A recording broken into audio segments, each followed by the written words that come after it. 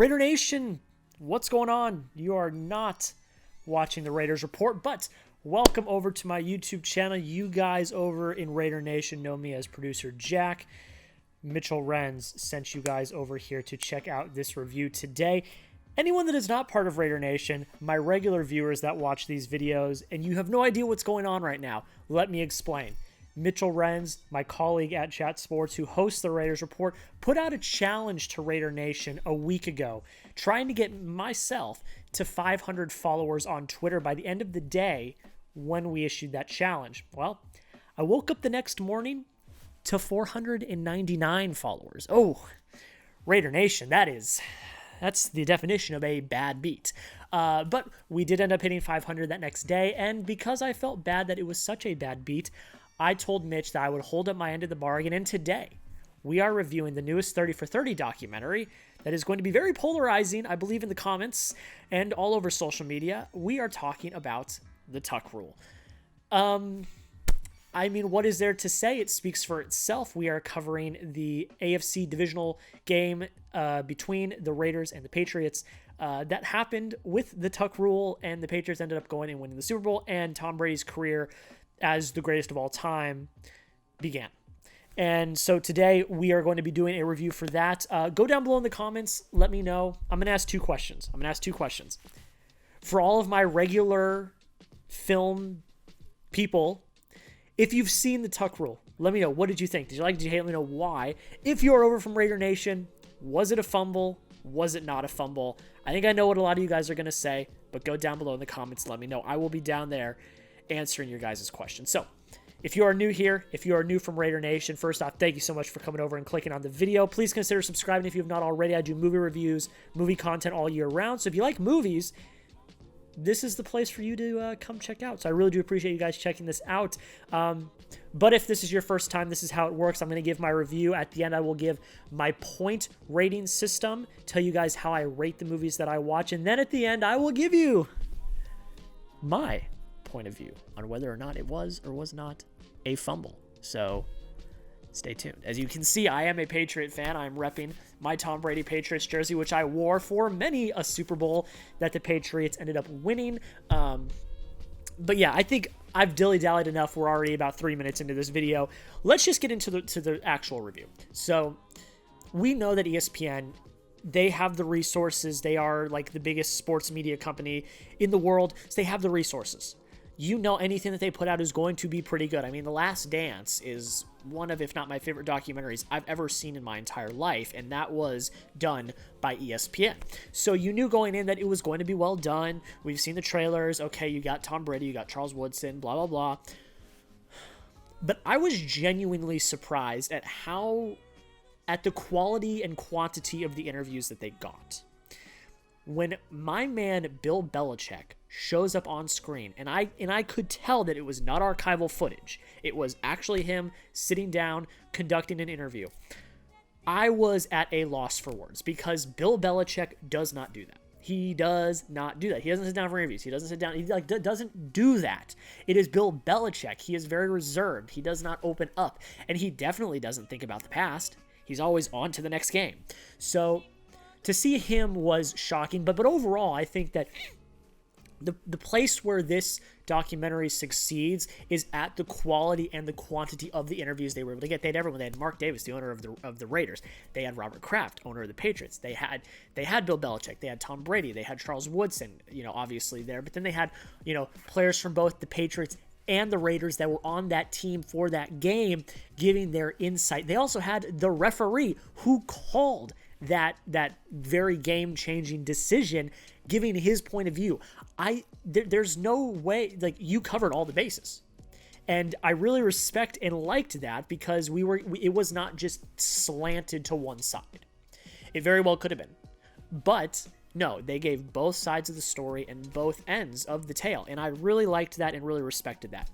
The visuals here are very well put together. I don't think there's really any ifs, ands, or buts about that. That's pretty standard with ESPN.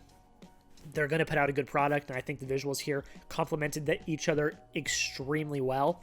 And the other thing is it's incredibly easy to understand. for a while, I didn't know what the tuck rule was. And I think a lot of people, they hear about the tuck rule, but they don't actually know what the rule is. They actually sat down and told you what the tuck rule was, what it entailed, the actual verbiage and writing of the tuck rule. And they played it out. That, Brady and Woodson played out different scenarios and kind of showed, was it a fumble? Was it not a fumble? Was he passing? Was he not passing? And what constitutes a forward pass and what constitutes a fumble in those scenarios? And that was something that needed to be done well. Because if you're going to make a hour and a half-ish documentary on this play, you need to break down the rule that was the precedent. And I really think that was one of the reasons why this documentary was able to succeed, because everyone watching, sports fan or not, was able to understand what this big controversy was. So credit to everyone involved in the writing and coming up with how they were going to have the story flow to make that a big part of the story, was the actual nitty-gritty of what the rule is. So I really enjoyed that. The banter between Charles Woodson and Tom Brady's great. Them sitting rewatching the game and giving their takes. Some of the responses I think were a little scripted. Like Tom Brady's, "Oh, what am I doing there? What am I like?" That didn't sound natural. There were some, I think, portions that were kind of scripted. They're like, "Hey, Tom, give a reaction." So that is what it is. But I do think that a lot of the banter was genuine because Woodson and Brady, they went to Michigan. They played at Michigan together, and then they come up against each other in this game, and they it appears are still good friends. So I really liked that. I think that was a really interesting perspective, and to get the person on the end of each end of the play, to have Woodson, who was the one that hit Brady, and to have Brady, who was the one that was in the motion of throwing the ball. To have those two actually be there to commentate it and talk about it, you're not going to get anything better than the source. And I really liked that. I think this is incredibly well paced. It's about an hour and a half with commercials. I got commercials on ESPN Plus. That was incredibly annoying, but I digress. We continue. Very well paced. It went by, it flew by. They said what they needed to say. They got to the point, and I really enjoyed that. And then the other thing, the last thing, this is kind of my last point before we get into the point breakdown that I enjoyed, was examining the bigger questions around it. We all talk about just the play. Is it a fumble? Is it not a fumble? Oh, and all that controversy, but also kind of the gravity of that play. What if? It's the what ifs. And they had a section at the end of the documentary, which was the what ifs. What if it was a fumble? How would Charles Woodson and the Raiders, what would it have looked like if they would have won that game? And then it also looked at what if Brady had fumbled the ball, and would he be where he is now, and would the Patriots be where they are now with 6 Super Bowl titles? Obviously, that's all speculation, and we'll never know because it went the way it went, but I really liked that they kind of explored that, and I thought that was interesting, and I thought that was pretty good and a nice kind of way to end the documentary. I think overall, incredibly sound. I think the interviews, I was very impressed by the quantity and quality of the interviews that they were able to get. I really liked the banter back and forth between Brady and Woodson. I think that was incredibly compelling. And I think in the end, they made it easy to understand. So you could be emotionally attached to what was going on. If they did not make it easy to understand, if people did not understand what the tuck rule was and everything behind it, the history behind, the rivalry between the Patriots and the Raiders, and the history behind the tuck rule, if they didn't know that, there wouldn't have been the emotional investment. It really only would have appeased to hardcore football fans, Raiders fans, and Patriots fans. But I think they made it accessible to everyone, which I really liked. So that is it for the review. I think let's get into the point breakdown. So if you guys are new here and this is your first time, I have a numerical system from 1 to 100 of how I rate my movies. And I have it split into categories that are weighted differently. You guys will see as we go. So for writing, I give 15 points for writing. I gave the tuck rule 13 out of 15 points.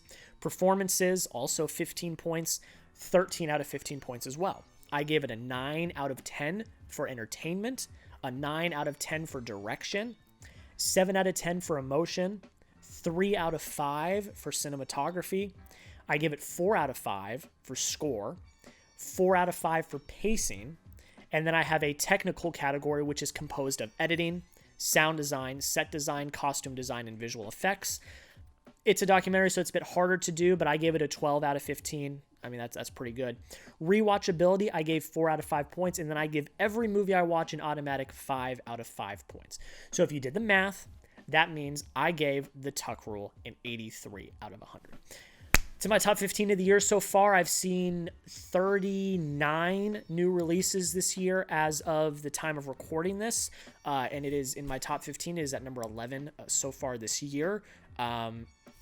What can I say? Extremely well put together documentary. One that I would definitely watch again. Really enjoyed. Thought was good. And if you have not seen it, I would highly, highly recommend you go check it out. But guys, that is pretty much it. I want to thank you all so much for watching. I want to thank Mitch for shouting out, having this challenge. I'm going to have the link to the Raiders report down in the description. I'm going to have the link to Chat Sports down in the description. I'm going to have Mitch's links down in the description as well. If you are coming from here, go check him out. All the Raiders fans, thank you so much for being hopefully gentle in the comments. And coming and checking out the video. If you like movies, if this is something that you're into, please consider subscribing. Join this family as well. This is my hobby. You guys know my full-time job is helping produce Mitch's videos and everyone at Chat Sports. That is my main job. This is a hobby that I like to do. So if you like movies, please consider hitting that subscribe button. But guys, that is pretty much it. I want to thank you all so much for watching. Oh, wait. And my take on whether or not I thought it was a fumble or not. I mean, it was